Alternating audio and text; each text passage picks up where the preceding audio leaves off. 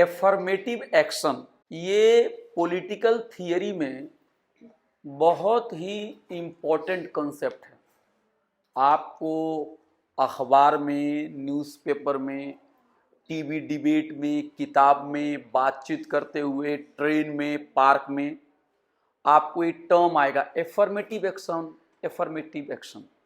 अब हम लोगों को आज उसके बारे में समझने की कोशिश करनी है और ये क्लास है पॉलिटिकल थियरी का, ठीक है। एफर्मेटिव एक्शन से ही जुड़ा हुआ टर्म है सोशल जस्टिस, रिजर्वेशन, कोटा, आरक्षण, सामाजिक न्याय, कोटा, एफर्मेटिव एक्शन। ये टर्म जो हैं, ये जो शब्द हैं आपस में काफ़ी जुड़े हुए हैं, है ना। और आज हम बात करेंगे कि एफर्मेटिव एक्शन क्या होता है, एफर्मेटिव एक्शन से आप क्या समझते हैं और एफर्मेटिव एक्शन जो है उसको लेके क्या क्या कंट्रोवर्सी यानी विवाद है।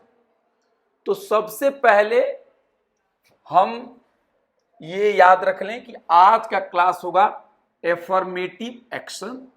ये क्लास जो है, ये जो टॉपिक है, ये पॉलिटिकल थियरी से का पार्ट है। एक सवाल आपको आ सकता है कि एफर्मेटिव एक्शन से आप क्या समझते हैं। एफर्मेटिव एक्शन के ऊपर आप एक एसे लिखिए। आपको लगता है कि जो मार्जिनलाइज कम्युनिटी है उसको एफर्मेटिव एक्शन उनके लिए होना चाहिए, इस तरह के सवाल आ सकते हैं, है ना।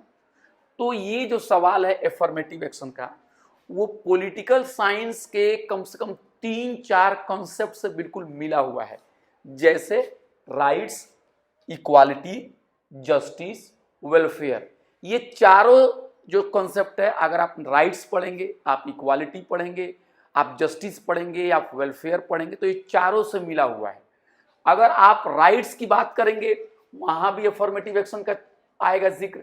अगर आप इक्वालिटी की बात करते हैं वहां भी एफर्मेटिव एक्शन का आएगा जिक्र। और अगर आप जस्टिस पढ़ते हैं, वेलफेयर पढ़ते हैं, तो वहां पर भी एफर्मेटिव एक्शन की बात आएगी। अब मिसाल के तौर पे अगर मान लीजिए कि अगर आपको फिजिक्स आता है अच्छे तरीके से, तो अगर आप किसी का इलाज भी करती हैं, किसी का ट्रीटमेंट भी करते हैं, अगर आप डॉक्टर भी बन जाती हैं, वहां भी फिजिक्स का काम है कि नहीं है। और अगर आप कोई बिल्डिंग बनाती हैं या कोई आप स्पेस में कोई सैटेलाइट को छोड़ती है, तो वहां भी फिजिक्स का काम है। तो उसी तरह वेलफेयर के बारे में पढ़ेंगे या राइट्स के बारे में पढ़ेंगे या इक्वालिटी के बारे में पढ़ेंगे या आप जस्टिस के बारे में, वहां पे एफर्मेटिव एक्शन आएगा। यानी आज मैं एक और बात कहने आपसे जा रहा हूं कि पॉलिटिकल साइंस के जो कॉन्सेप्ट हैं वो कॉन्सेप्ट सब आपस में जुड़े हुए हैं। जिस तरह से आपकी एक बॉडी है, ऑर्गेनिक बॉडी है। अब एक और एग्जांपल लीजिए कि कभी कभी डॉक्टर जो है आंख का इलाज करता है, आइज का इलाज करता है, या उसको आइज का, आंख का ऑपरेशन करना पड़ता है, तो ब्लड प्रेशर भी देखता है कि नहीं, शुगर भी देखता है, शुगर का लेवल क्या है। तो आप कहेंगे आंख, ये तो भाई मेरी आइज की बात इतनी छोटी सी आई है, भाई आप आंख ही के ऊपर ध्यान दो ना, आप ब्लड प्रेशर के ऊपर क्यों ध्यान दे रहे? क्योंकि ब्लड प्रेशर का रिश्ता आपकी आंखों से भी है ना। तो हमें समझ में नहीं आता है। उसी तरह से हम जब इक्वालिटी की बात करेंगे तो उसका संबंध लिबर्टी से भी होगा। जब हम लिबर्टी की बात करेंगे तो उसका संबंध आपको जस्टिस से भी होगा। यानी सारे कॉन्सेप्ट आपस में कहीं ना कहीं बॉडी की तरह जुड़े हुए हैं। अब एक सिंपल सा एग्जांपल आप लोग ले लीजिए एफर्मेटिव एक्शन को समझने के लिए। इस क्लास के अंदर में 2 लड़कियां हैं। एक लड़की का नाम है, मान लीजिए आपका क्या नाम है? शिवानी है। और आपका क्या नाम है? कशिश। कशिश और शिवानी। कशिश ने मेरे एग्जाम में 80 मार्क्स लाए, नहीं, शिवानी ने मेरे एग्जाम में 80 मार्क्स लाए और कशिश ने मेरे एग्जाम में 75 मार्क्स लाए। अब मुझे इन लोगों को देना है प्राइज, फर्स्ट विनर का प्राइज देना है, ठीक है। तो शिवानी का कहना है कि मैंने 80 मार्क्स लाया है तो ये प्राइज मुझे मिलना चाहिए। लेकिन कशिश का कहना है कि नहीं, ये प्राइज मुझे मिलना चाहिए क्योंकि मैंने मार्क्स तो सिर्फ 75 लाए हैं, इनसे 5 नंबर मेरा मार्क्स कम है। लेकिन शिवानी क्लास में जब आती हैं तो ये कार से क्लास में आती हैं, ये एक अच्छे घर में रहती हैं, इनके पापा की आमदनी बहुत ही ज़्यादा है, इनको 4-4 ट्यूशन मास्टर पढ़ाते हैं इन्होंने बचपन से ही इंग्लिश मीडियम स्कूल में पढ़ी है, जहां इनको अंग्रेजी बिल्कुल फराटेदार बोलने आती है। दूसरी तरफ कशिश जो हैं एक गरीब घर में पैदा हुई हैं, इनको पढ़ने के लिए बिजली भी नहीं है, ये किसी तरह से सड़क पे बैठ के पढ़ती हैं, इनको खाना भी नहीं मिलता है, इनको किताब भी वक्त पे नहीं इनके पापा खरीद के देते हैं, इनकी माँ बीमार भी रहती है और इनके साथ जातिगत भेदभाव भी किया जाता है ना। ये अगर अपने किसी दोस्त के घर जाती हैं तो इनके दोस्त लोग कहते हैं कि सुनो आज हमारा व्रत है, आज हमारा फेस्टिवल है, आप मत आना घर के अंदर में, आप बाहर ही रहो क्योंकि आप हमारे कास्ट से नहीं हो। तो ये शिवानी का कहना है कि हर वक्त हर मिनट मुझे समाज जो है मेरे साथ भेदभाव करता है, तो मैंने जो 75 मार्क्स लाए हैं वो उनके 80 मार्क्स से भी ज्यादा है, तो इसलिए ये जो प्राइज है ये इनको मिलना चाहिए। अब आप लोग फैसला कीजिए कि प्राइज किसको मिलना चाहिए, शिवानी को मिलना चाहिए प्राइज 80 मार्क्स की वजह से या 75 मार्क्स की वजह से इन्हें कशिश को मिलना चाहिए? बोलिए आपका क्या विचार है? कशिश को मिलना चाहिए। तो इनके लिए सोशल जस्टिस ज्यादा इंपॉर्टेंट है, एफर्मेटिव एक्शन ज्यादा इंपॉर्टेंट है। आपके लिए कशिश, ये भी सोशल जस्टिस और एफर्मेटिव एक्शन चाहती हैं। आप बताइए कशिश। तो इस क्लास के अंदर में मुझे लगता है कि सब लोग सोशल जस्टिस और एफर्मेटिव एक्शन के सपोर्टर हैं। तो अब आपको समझ में आ गया एफर्मेटिव एक्शन का क्या मतलब हुआ। ऐसी पॉलिसी, एफर्मेटिव एक्शन का मतलब हुआ कि जब सरकार पॉलिसी ऐसी बनाती है जिस पॉलिसी से समाज में दबे कुचले जो लोग हैं, जो मार्जिनलाइज लोग हैं, जो वंचित लोग हैं, उनको समान अधिकार देना, उनको समाज में आगे लाना, उनको समाज में बराबरी देना, उनको समाज में हक और हुकूक देना, समाज में उनको जॉब, उनको शिक्षा देना, ये सब पॉलिसी जो बनती है उसको हम कहते हैं एफर्मेटिव एक्शन। यानी अगर कल मान लीजिए आपका क्या नाम है, मुस्तरीन, अगर कल मुस्तरीन जो हैं इलेक्शन जीत जाती हैं दिल्ली से, इस इलाके से, और अगर ये दिल्ली में इलेक्शन जीतने के बाद अगर ये मिनिस्टर बन जाती हैं और मिनिस्टर बनने के बाद इन्होंने पॉलिसी बनाई कि हमारे इलाके में जो बस्तियों में रहने वाले जो दलित भाई और बहन हैं उनको साफ पानी नहीं मिलता है, उनके यहाँ स्कूल की व्यवस्था नहीं है, उनके यहाँ नौकरियां नहीं हैं, तो मैं उन लोगों को रोजगार, एजुकेशन, शिक्षा देने के लिए मैं लॉ बनाऊंगी, मैं कानून बनाऊंगी, मैं पॉलिसीज बनाऊंगी और उनको समान अधिकार दूंगी, उनको हेल्थ, बीमारी से लड़ने के लिए दवाइयां सब फ्री में दूंगी, उनको हाई स्कूल, कॉलेज, यूनिवर्सिटी में उनको एडमिशन दिलाऊंगी, उनको जॉब दूंगी। तो आप क्या कर रही हैं, आप एफर्मेटिव एक्शन की पॉलिसी अपना रही हैं। तो एफर्मेटिव एक्शन की जो पॉलिसी है वो हमारे भारत में लागू है। हमारा भारत का जो कॉन्स्टिट्यूशन है, हमारा भारत का जो संविधान है, वो क्या कहता है, equality, liberty, fraternity, socialism, democracy, है ना। उसमें हमारा भारत का संविधान जो है वो कहता है कि सबको बराबरी दो, सबको न्याय दो, सबको बराबरी का मौका दो। लेकिन हमारे समाज में बहुत सारे ऐसे लोग हैं जिनको बहुत सालों से उनके खिलाफ भेदभाव किया गया है। भेदभाव जो हमारे समाज में झेलने वाले जो समूह हैं उनमें है आदिवासी, जिसको हम लोग सरकारी जबान में शेड्यूल कास्ट कहते हैं, एसटी कहते हैं। दूसरा है शेड्यूल कास्ट, जिनको हम लोग कहते हैं दलित, लेकिन सरकारी जबान में उनको कहते हैं शेड्यूल कास्ट, है ना, एससी। तीसरे हो गए ओबीसी, अदर बैकवर्ड क्लासेस, है ना। तो ये जो 3 कैटेगरी हैं ये मार्जिनलाइज हैं, ये हैं सोशली बैकवर्ड हैं और एजुकेशनली बैकवर्ड हैं, और एससी और एसटी के खिलाफ समाज में भेदभाव किया जाता है, ओबीसी के खिलाफ भी भेदभाव किया जाता है और इनको बराबरी का मौका नहीं मिलता है। अब एक बात और आप लोग याद रखिए कि मान लीजिए शिवानी ने 80 मार्क्स लिया, आप लोगों ने तो कशिश को वोट देके जिता दिया, कशिश को अवार्ड दे दिया, क्योंकि आपने पाया कि 75 मार्क्स लाने वाला व्यक्ति जो है वो गरीब घर से आता है, अगर वो वंचित घर से आता है तो उसकी मेहनत बहुत ही ज्यादा है, इसलिए उसका अधिकार है, 80 से ज्यादा अधिकार उसका है। लेकिन बहुत सारे ऐसे लोग समाज के अंदर में हैं जिनको लगता है कि नहीं, मेरिट सबसे इंपॉर्टेंट होता है, हमें किसी को चैरिटी में जॉब देने की जरूरत नहीं है। आप लोग बहुत सारा इस तरह का आप लोग सुनते होंगे, रील्स बने हुए आपने देखे होंगे, लोगों को बात करते हुए देखे होंगे, लोग मजाक भी उड़ाते हैं कि एक डॉक्टर था, एक डॉक्टर ने रिजर्वेशन लेके पढ़ाई की, फिर उन्होंने किसी का ऑपरेशन किया और पेट में ही उसने कैंची छोड़ दी और जो व्यक्ति था वो मर गया।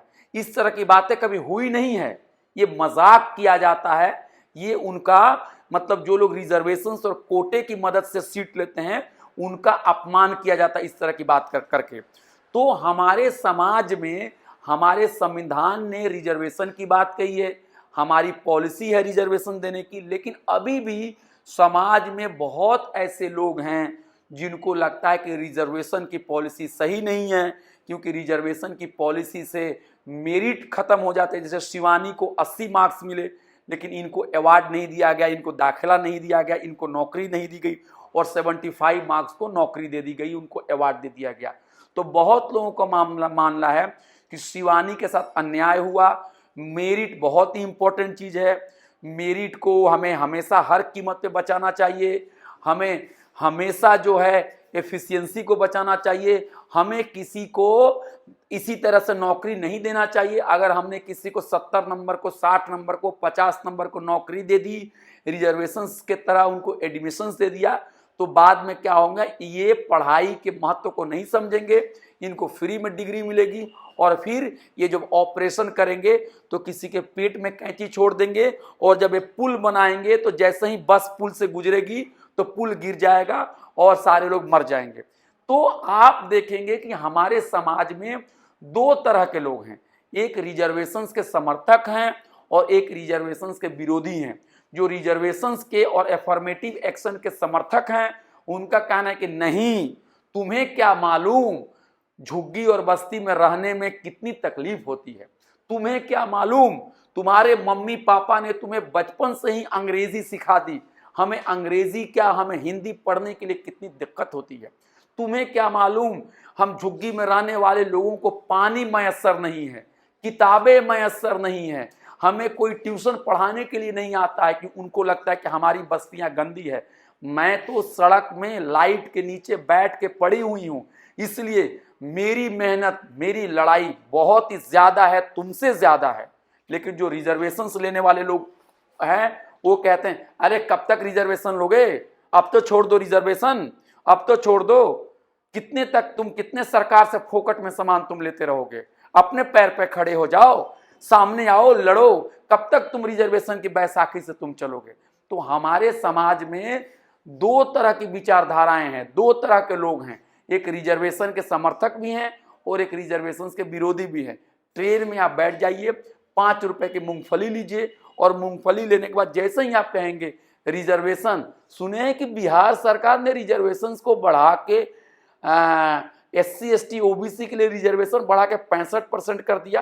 कोई कहेगा सही किया, फिर कोई ऊपर से बोलेगा गलत किया, सही किया, गलत किया, सही किया, गलत किया, पूरा ट्रेन के अंदर में यही होने लगता है। यानी ये बहुत ही विवादित टॉपिक है, इसलिए आप लोग पॉलिटिकल साइंस के कल स्कॉलर हैं, स्कॉलर बनेंगे। मान लीजिए किसी अखबार ने आपको फोन किया, हेलो शिवानी, मैं हिंदुस्तान टाइम्स अखबार से बोल रहा हूं, हम चाह रहे हैं कि आप एक अपना आर्टिकल हमें लिख के दीजिए कि रिजर्वेशन सही है कि नहीं है, लोग जानना चाहते हैं, लोगों के बीच में अलग अलग मत हैं, आप एक अच्छा आर्टिकल लिख के दीजिए।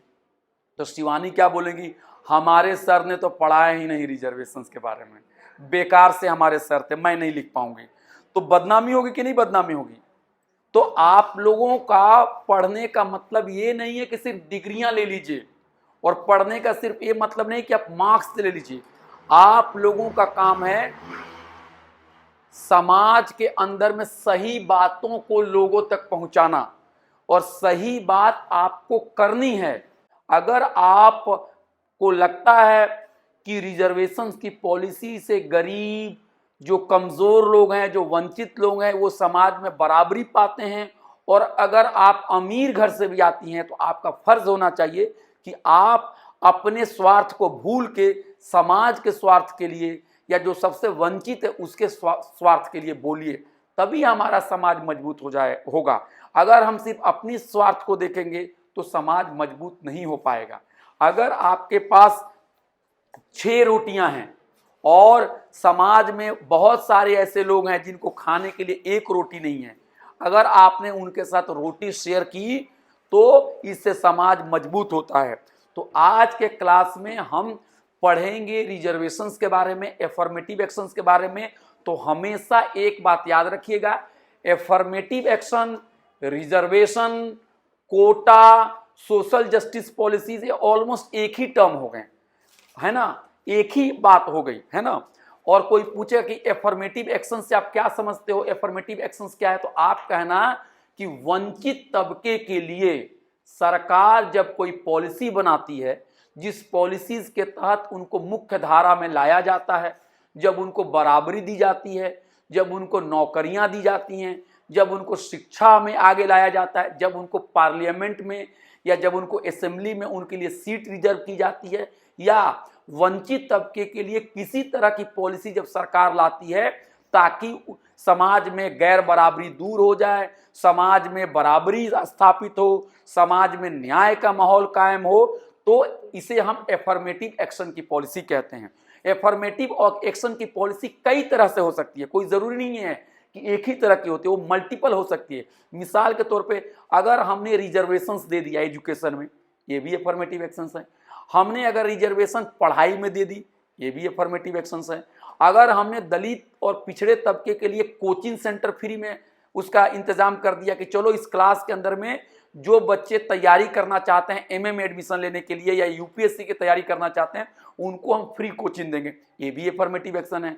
मान लीजिए इस क्लास के अंदर में बहुत सारे बच्चे गरीब घर से आते हैं, दूर दूर से आते हैं, उनके पास पैसे नहीं है दिल्ली में रहने के लिए, अगर हमने हॉस्टल बना दिया और कहा कि गरीब बच्चे, वंचित समाज के बच्चे, दलित, पिछड़े, जो बैकवर्ड है, उनके लिए हम हॉस्टल देंगे, फ्री का खाना देंगे, तो वो भी एक आपका कहने का मतलब एफर्मेटिव एक्शंस का हिस्सा है। तो एफर्मेटिव एक्शंस के कई तरह से हो सकते हैं, एक ही जरूरी नहीं है सिर्फ कोटा देना ही एफर्मेटिव एक्शंस है। अगर एफर्मेटिव एक्शंस का मतलब ये भी हो गया कि अगर बच्चे दूर से आ रहे हैं, अगर आपने उनको पास दे दिया कि भाई आप एक पास ले लो, कॉलेज से एक पास मिलेगा, तुम मेट्रो में दिखाओगे, तुम बस में दिखाओगे तो तुमसे टिकट नहीं ले, ये भी एक एफर्मेटिव एक्शंस का हिस्सा है। तो मतलब कोई भी ऐसी पॉलिसी जिससे वंचित तबका को न्याय मिले, समाज में गैर बराबरी दूर हो, समाज में ऊंच नीच का माहौल खत्म हो, समाज में बंधुत्व पैदा हो, समाज में बराबरी पैदा हो, समाज में पीछे वाले लोग आगे आ जाए, वो सारी चीज एफर्मेटिव एक्शंस हो गए। कोई जरूरी नहीं है कि सिर्फ रिजर्वेशन देना ही एफर्मेटिव एक्शंस है। रिजर्वेशंस देना ऑफ कोर्स एफर्मेटिव एक्शंस है, लेकिन अगर हमने यूनिवर्सिटी में एक प्लान बनाया कि जो बच्चे एसटी, एससी, ओबीसी कम्युनिटी से आएंगे, अगर वो इंट्रेंस टेस्ट देंगे तो हम उनको 5 नंबर एक्स्ट्रा देंगे, ये भी एक तरह का एफर्मेटिव एक्शंस है। मिसाल के तौर पर जेएनयू में जिस जमाने में हम लोग एग्जाम देते थे तो महिला कैंडिडेट जो होती थी उनको 5 नंबर एक्स्ट्रा मिलता था, ये भी एक तरह का सोशल जस्टिस की पॉलिसी है, ये भी एक तरह का एफर्मेटिव पॉलिसी है, क्योंकि महिलाओं के साथ भी बहुत भेदभाव होता है। अगर लड़के 10 बजे रात को भी घूमने के लिए जाएं तो उनको कोई पहरा नहीं है, लेकिन 7 बजे शाम को अगर आप बाहर निकलने जाने की कोशिश करेंगे तो बहुत सारे आपकी मम्मी, आपकी आंटी, आपकी चाची, आपकी नानी, आपकी बुआ, आपकी पड़ोस वाली, कोई कहाँ जा रही हो रात में, किससे मिलने जा रही हो, मोबाइल छीन लो इसका, है ना, बहुत रील बना रही हो, बिगड़ गई हो। तो इसलिए और लड़कियों को भी 5 नंबर दिया जाता है। आप देखते होंगे बस के अंदर में लड़की लोगों के लिए या औरत लोगों के लिए सीट रिजर्व होता है, महिला कंपार्टमेंट होता है। तो ये सारी चीजें मुझे लगता है सोशल जस्टिस पॉलिसीज का एक हिस्सा है। तो हमारे कॉन्स्टिट्यूशन में, इंडियन कॉन्स्टिट्यूशन में एफर्मेटिव एक्शन, सोशल जस्टिस है। हमारा कॉन्स्टिट्यूशन सोशल जस्टिस और एफर्मेटिव एक्शन को सही कहता है। इसलिए रिजर्वेशन के खिलाफ जब बहुत लोग अदालत में पहुंचते हैं, सर, तो जज बोलेंगे, बोलो योर ऑनर रिजर्वेशन लागू है मोतीलाल नेहरू कॉलेज में, फिर सर ये रिजर्वेशन खत्म कर दीजिए सर। तो कोर्ट क्या बोलता है, नहीं, हमारे कॉन्स्टिट्यूशन में सोशल जस्टिस एफर्मेटिव एक्शंस के लिए जगह है, आपको रिजर्वेशन हम खत्म नहीं कर सकते हैं।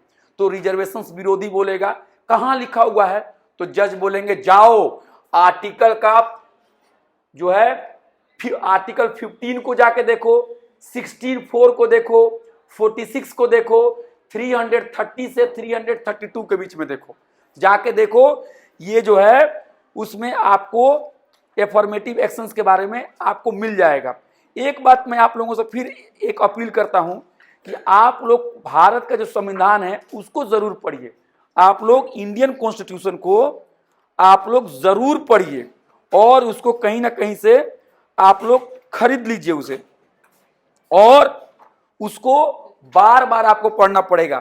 तो हमारे कॉन्स्टिट्यूशन में बहुत सारे प्रोविजंस हैं जहां पे आपको एफर्मेटिव एक्शंस की बात कही गई है, जैसे 15(4), 16(4), 46, 330 और 332। इस आर्टिकल में आप लोगों को एफर्मेटिव एक्शंस के बारे में बात कही गई है। लेकिन एक बात और याद रखिए, भारत में एफर्मेटिव एक्शन और भारत में रिजर्वेशन के विरोध में आज भी लोग खड़े हैं, और आज भी लोग रिजर्वेशन को कई तरह से विरोध करते हैं। तो वो कहते हैं कि मेरिट जो है रिजर्वेशन की वजह से कमजोर हो जाता है, मेरिट को ध्यान नहीं दिया जाता है, और उनका कहना है कि मेरिट जो है उसको कॉम्प्रोमाइज कर दिया जाता है। जो लोग एफर्मेटिव एक्शंस के विरोधी हैं उनका कहना है कि रिजर्वेशन की वजह से, एफर्मेटिव एक्शन की वजह से मेरिट कॉम्प्रोमाइज हो जाता है। दूसरा उनकी दलील है कि रिजर्वेशन की वजह से रिवर्स डिस्क्रिमिनेशन होता है। रिवर्स डिस्क्रिमिनेशन का मतलब है उल्टा डिस्क्रिमिनेशन होता है। जैसे शिवानी ने 80 नंबर लाया और कशिश ने 75 नंबर लाया। जब शिवानी को एडमिशन नहीं मिला या उनको प्राइज नहीं मिला और कशिश को मिला, तब शिवानी क्या करिए, अरे सर आपने मेरे साथ अन्याय किया है, मेरा क्या कसूर था, अगर मैं अपर कास्ट में पैदा हो गई तो मेरे जैसे टैलेंटेड लड़की को आपने अवार्ड नहीं दिया। मैं कितनी पढ़ती हूं, मैं कितनी टैलेंटेड हूं, और अगर मैं अपर कास्ट में पैदा हो गई तो उसमें मेरी क्या गलती है। आपने मेरे से प्राइज को छीन के किसी ऐसे इंसान को प्राइज दिया है जिसके पास मेरिट नहीं है। तो समाज में अगर आपने जो मेरिट वाले लोग नहीं हैं उनको अगर आप अवार्ड देंगे तो लोग फिर मेरिट के लिए आगे नहीं बढ़ेंगे, वो मेहनत नहीं करेंगे।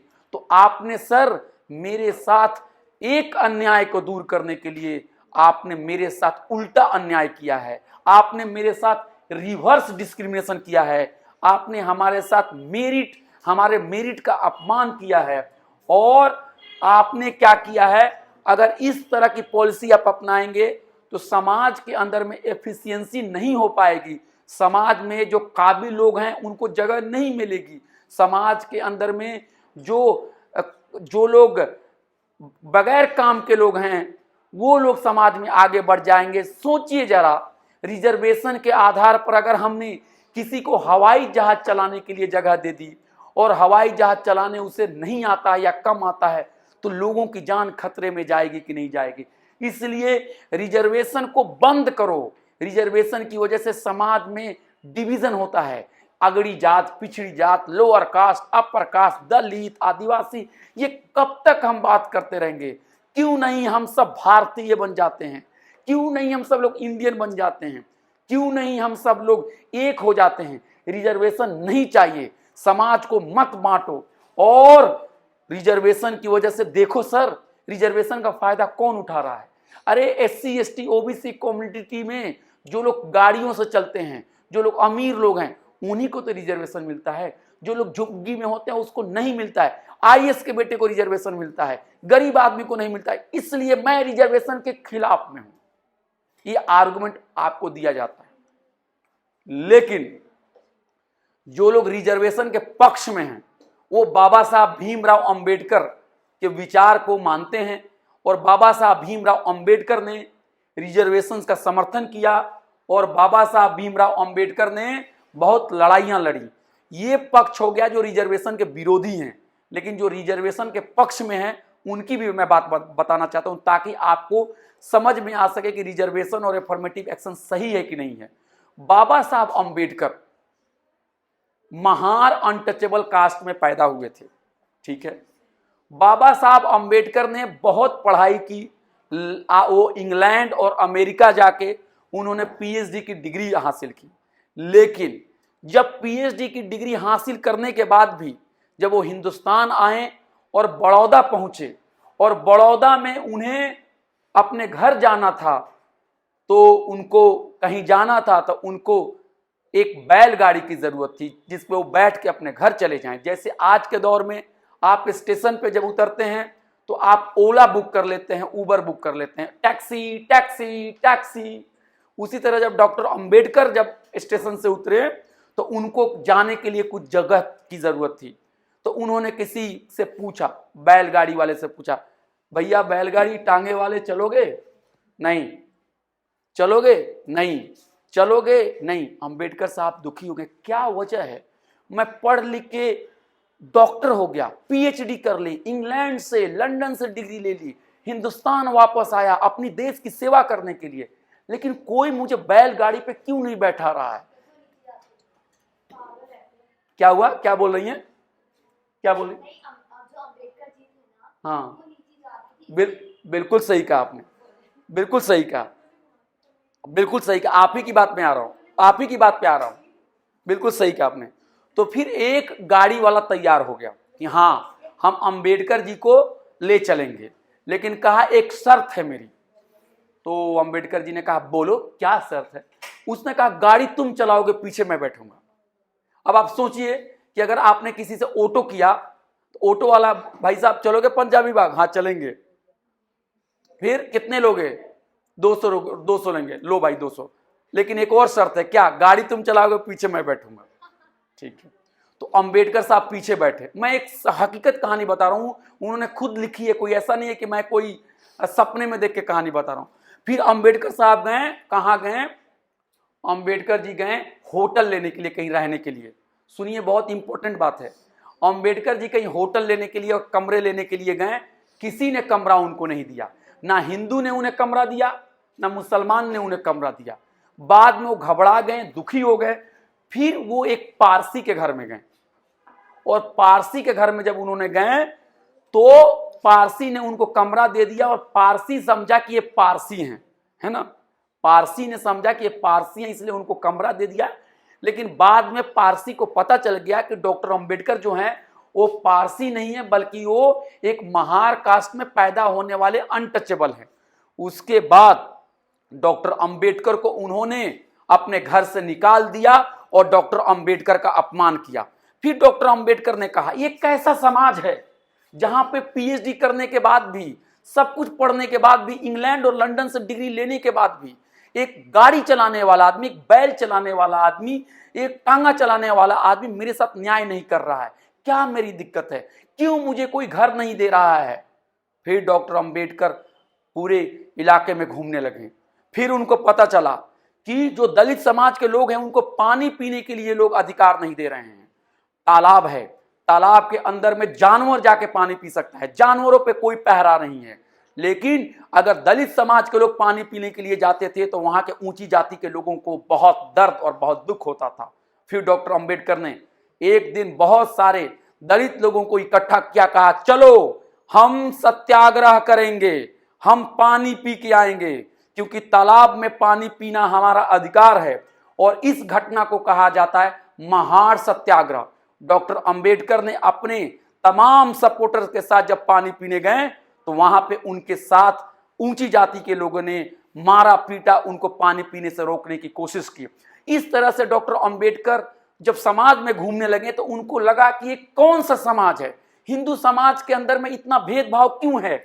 और उसी जमाने में भगत सिंह ने भी अपनी लेख में इस बात का जिक्र किया है कि ये कौन सा समाज है जहां पे मंदिरों के अंदर में जानवर चले जाएं तो कोई दिक्कत की बात नहीं है, लेकिन मंदिर के अंदर में अगर इंसान जाता है पूजा करने के लिए, उसी इंसान को भगवान ने बनाया है, परमात्मा ने बनाया है। लेकिन ये कौन सा समाज है जिस समाज के अंदर में अगर जानवर चला जाए तो कोई दिक्कत नहीं है, लेकिन इंसान जाने के बाद इतनी परेशानी हो जाती है। भगत सिंह भी इस बात से लेकर बहुत दुखी थे, डॉक्टर अंबेडकर भी दुखी थे।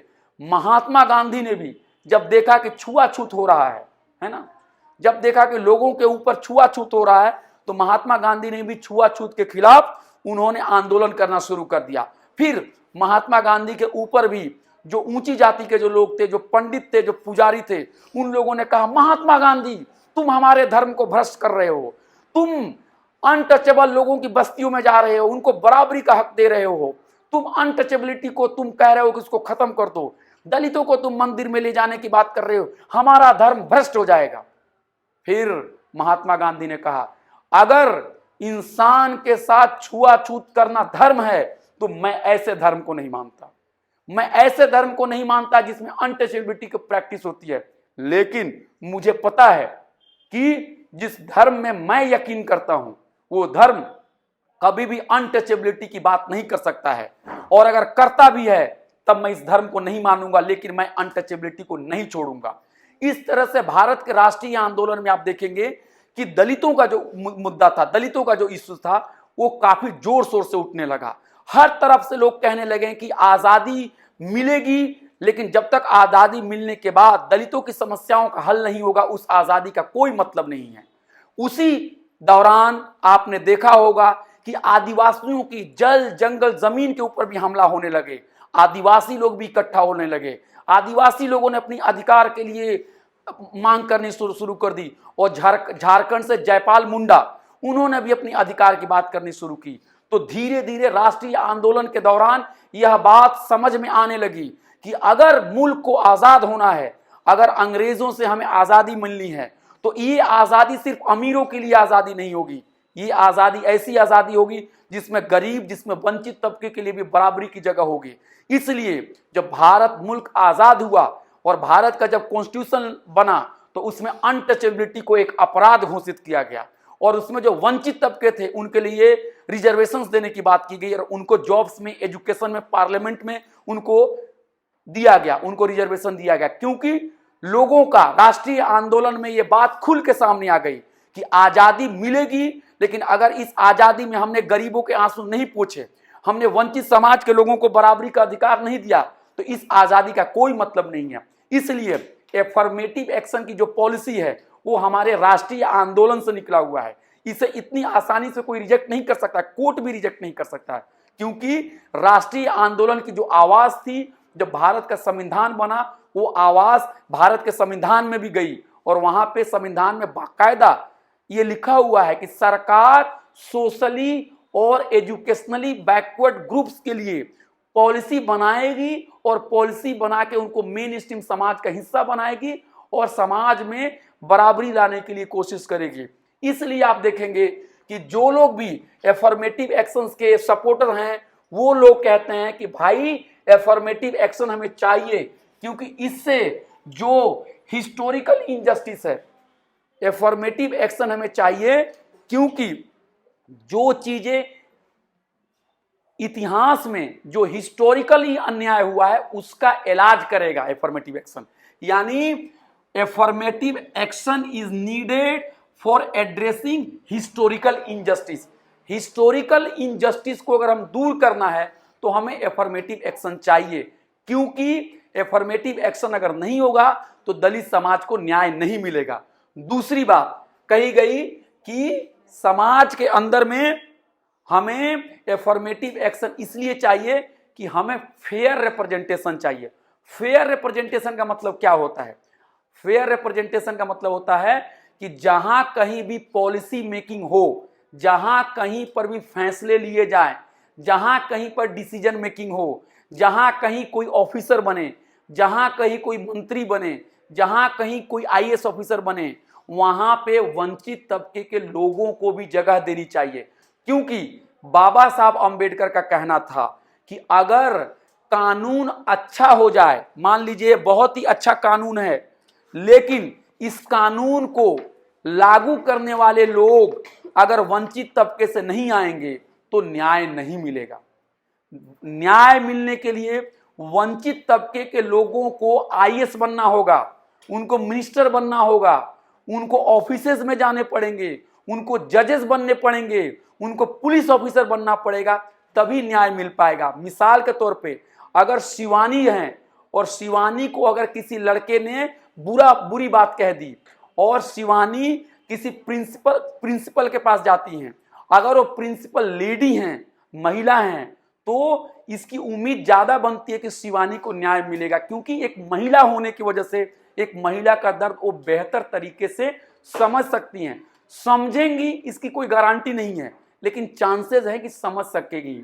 उसी तरह डॉक्टर भीमराव अंबेडकर का कहना है कि नौकरियों में, शिक्षा में, पुलिस की नौकरी में, जजेस की नौकरी में, पार्लियामेंट में, हर तरफ जब तक दलित समाज के लोग, पिछड़े समाज के लोग, बैकवर्ड क्लासेस के लोग नहीं जाएंगे, तब तक वो अपने हक में पॉलिसी नहीं बना पाएंगे। एक मिसाल के तौर पे अगर आपके स्कूल में, कॉलेज में फेस्टिवल की पार्टी हो, मान लीजिए कोई मनाया जा रहा है, फेयरवेल पार्टी मन रही है या फ्रेशर पार्टी मन रही है, और प्रिंसिपल ने खुद ही सारे डिसीजन ले लिए, तो मुमकिन है कि प्रिंसिपल बहुत सारी चीजों को इग्नोर कर देगा। लेकिन अगर प्रिंसिपल ने आप लोगों को भी बुलाया और पूछा कि बताइए क्या क्या होना चाहिए, तो आपकी बातों को जब वो इंक्लूड करेगा तो वो जो फ्रेशर पार्टी होगी तो वो अच्छे तरीके से होगी। इसी तरह डॉक्टर अंबेडकर का कहना है कि जब भी कोई डिसीजन मेकिंग हो तो उसमें वंचित तबके के लोगों को भी जगह देनी चाहिए, तभी समाज आगे बढ़ेगा। इसी को कहा जाता है फेयर रिप्रेजेंटेशन, यानी सबका प्रतिनिधित्व मिलना चाहिए। और ये इसलिए जरूरी है एफर्मेटिव एक्शन, क्योंकि इससे भारत जो है इसका भारत में राष्ट्र का निर्माण होगा। हमारे देश में राष्ट्र का निर्माण इसलिए नहीं हो पाता है क्योंकि हम जाति के आधार पर बटे हुए हैं। अगर जाति के आधार पर हम बटे हुए होंगे तो हम एक फैमिली, हम एक राष्ट्र नहीं बन पाएंगे। मान लीजिए कि ये अपने आप को कास्ट ए का समझती है मेंबर, ये अपने आप को कास्ट बी का समझती है, कास्ट सी, कास्ट डी, कास्ट ई, तो कोई इंडियन अपने आप को नहीं समझता है। तो इंडियन समझने के लिए हमको जो भी कमजोर लोग हैं उनको मजबूत बना के उनको ऊपर लाना पड़ेगा। मिसाल के तौर पर अगर एक कोई फैमिली है और उस फैमिली का कोई मेंबर अगर नहीं कमा पा रहा है या उसकी हालत अच्छी नहीं है, तो आप उसको मदद करके आप उसको ऊपर लाते हो, ताकि जब सब लोग बराबर हो जाएंगे तो एक सोसाइटी जो होगा वो काफी हेल्दी होगा और इससे समाज जो होगा वो इगलिटेरियन बनेगा, समाज बराबर होगा, इससे इनजस्टिस खत्म होगा। और रिजर्वेशन जो है वो जॉब्स में दिया गया है, एजुकेशन में दिया गया है और पार्लियामेंट में दिया गया है। तो मैं ये कह रहा हूं कि रिजर्वेशन और एफर्मेटिव एक्शंस के विरोधी लोग भी हैं, लेकिन रिजर्वेशंस के और एफर्मेटिव एक्शन के सपोर्टर्स भी हैं। मुझे लगता है कि रिजर्वेशन और एफर्मेटिव एक्शन होना चाहिए, क्योंकि इससे समाज के कमजोर जो लोग हैं, समाज में जो वंचित लोग हैं, उनको एक मौका मिलता है, उनको आगे आने का मौका मिलता है। और आज भी ये दुख की बात है कि जो समाज में जो संसाधन है, जो नौकरी है, जो जॉब्स है, जो लैंड है, जो जमीन है, इस सब पे कब्जा और टॉप पे बैठे हुए लोगों का है। आज भी ज्यादातर जो लोग हैं उनको समान अधिकार मिले हैं, लेकिन समान अधिकार मिल नहीं पाते, यानी कागज पर तो अधिकार है लेकिन एक्चुअली लाइफ में नहीं है। इसलिए बिहार सरकार ने अभी हाल के दिनों में एक कास्ट सर्वे कराया था। कास्ट सर्वे कराने के बाद उन लोगों ने पता किया कि किस जाति के पास कितनी नौकरी है, कितना जमीन है, कितना संसाधन है, और जब वो रिपोर्ट आई तो पाया गया कि ऊंची जाति के लोगों के पास बहुत ही ज्यादा धन और संपत्ति है, मगर एसटी, एससी, ओबीसी के पास बहुत कम है। और जब मैं कह रहा हूं कि ऊंची जाति के पास बहुत ही धन और संपत्ति है, तो मैं हर ऊंची जाति के लोगों की बात नहीं कर रहा हूं। ऊंची जाति में भी कुछ लोग बहुत गरीब होंगे, इस बात को कोई इनकार नहीं कर रहा है, लेकिन ऊंची जाति के 100 लोग कितने गरीब हैं और ऊंची जाति के 100 लोग कितने अमीर हैं और निचली जाति के 100 लोग कितने गरीब हैं और निचली जाति के 100 लोग कितने अमीर हैं, तो आप पाएंगे कि ऊंची जाति में अमीरों की तादाद ज़्यादा होती है और गरीबों की कम होती है, और निचली जाति में गरीबों की तादाद ज़्यादा होती है और अमीरों की कम होती है। कोई गरीब और कोई अमीर कहीं भी हो सकता है, लेकिन ज़्यादातर गरीब जो होते हैं वो निचली जाति ST SC OBC में होते हैं। तो वहाँ पे बिहार में रिजर्वेशन का जो कोटा था उसको बढ़ा के 65% कर दिया गया SC ST OBC के लिए, और तमाम पार्टियों ने उसका समर्थन किया है।